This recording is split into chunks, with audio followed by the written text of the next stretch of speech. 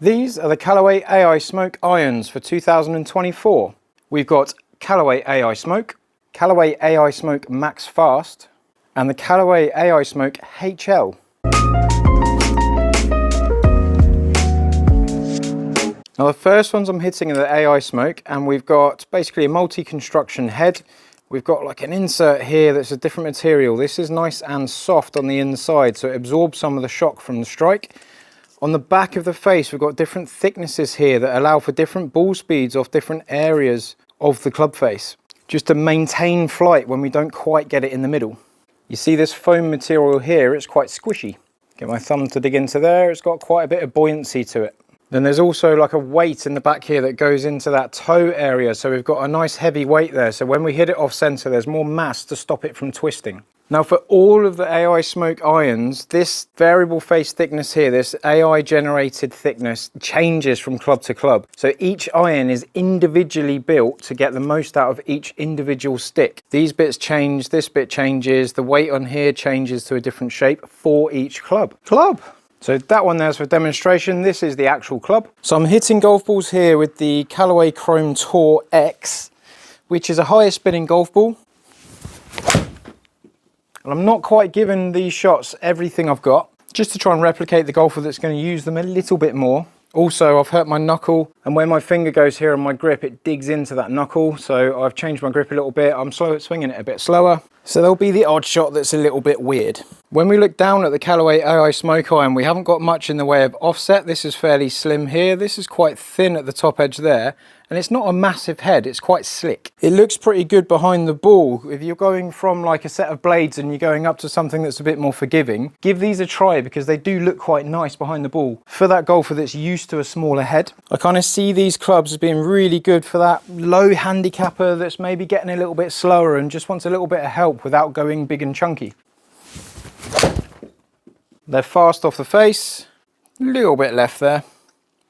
I'm using the Elevate MPH 95 Stiff, and I'm using the same shaft in all three irons, so I'm literally isolating the difference in just the head on its own. Oh, lovely. And drop and stop. Ooh, a little bit of rollout.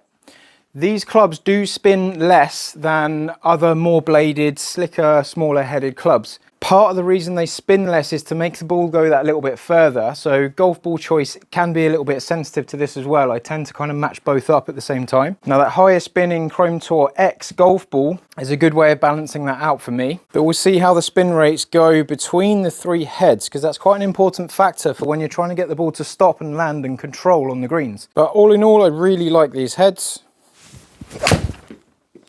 That was quite thin. Struck it low and heely on the face. I'm still on the green. Can't ask for much more than that. I'm going to jump into the AI Smoke HL. Again, this is like a demonstration club, but we've got the main frame of the club.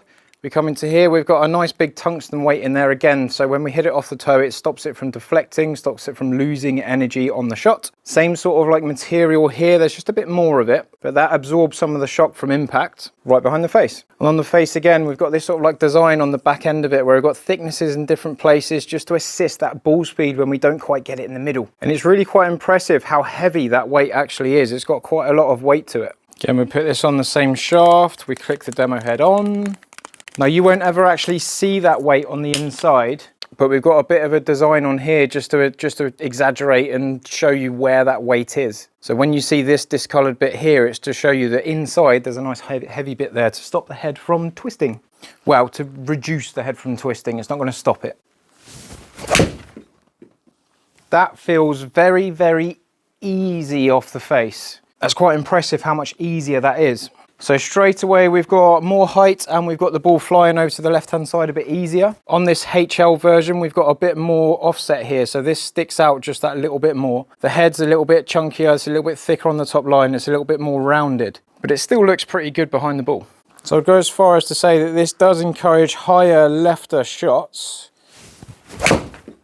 And part of the reason they've got a HL version, a high launch version, is because there's lots and lots of new clubs coming out and they get stronger and stronger and stronger lofted and less lofted to make the ball go further. But sometimes it's got too far and it's going too low. So some golfers just need more loft to help get the ball airborne in the first place. And with slower swing speeds, we do actually need a bit of loft to get the ball airborne, and stronger lofts go further, but you kind of like eliminate the top end of the bag. You kind of like your 6, 5 and 4 iron just become redundant because you haven't got enough loft to actually get the ball airborne. So the HL just helps encourage those golfers to get the ball up there, get the ball flying a bit easier. High draw on tap. Very easy to produce that shot compared to the other one, and compared to a bladed club, that is really, really nice and easy. Oh, I've hit the floor, I've drop kicked it a little bit.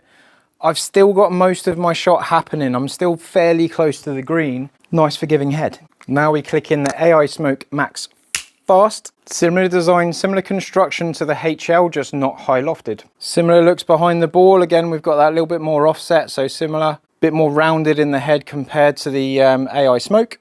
Not a bad looking club at all. Oh, just so easy off the face. Just through the ball, ball's gone up. A lot less effort. Easy peasy, producing me that high draw a little bit easier as well than the AI Smoke. Just on the left fringe. I'd put these in the Game Improver kind of like area of golf clubs. They're nice and easy to use. We've got a nice wide sole on the bottom here that kind of like reduces how much resistance there is in the turf. It's going to help you slide along the floor a bit easier. So first thing I want to look at is the highest point the ball reaches. This one here is the AI Smoke. So the highest point the ball reaches here on average is 102. Then we've got the AI Smoke Max Fast, which is 104. And then we go into the HL, which is coming up at 106. So progressively different heights relative to the lofts on the clubs. In terms of the highest point the ball's reached, we had the highest one down here and then the lowest one down here as the reach that we get from there. Similar speeds, actually getting a little bit less speed on the Max Fast. One quick thing is club data. So I'm getting similar speed. So this is my club head speed that I produced. I've got quite similar.